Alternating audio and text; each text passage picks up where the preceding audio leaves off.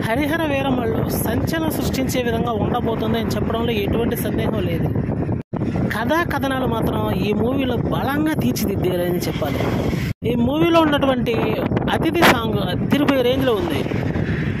సంచలనాలకు పెట్టింది పేరుగా ఈ మూవీ అయితే ఉండబోతుందని చెప్పాలి. జ్యోతికృష్ణ తనదైనటువంటి శైలిలో ఈ మూవీని తీశాడు.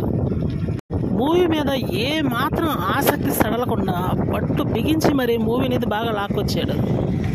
మూవీలో ఉన్నటువంటి విజువల్ ఎఫెక్ట్స్ అయితే అవుట్ స్టాండింగ్ పర్ఫార్మెన్స్ ఉన్నాయని చెప్పాలి. క్వాలిటీలో ఎక్కడ రాజీ పడలేదు.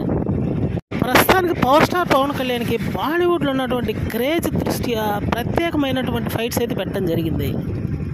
యాక్షన్ మూవీస్ని అధికంగా ఇష్టపడే బాలీవుడ్ జనాలు అయితే ఈ మూవీని ఖచ్చితంగా ఇష్టపడతారనే తెలుస్తుంది.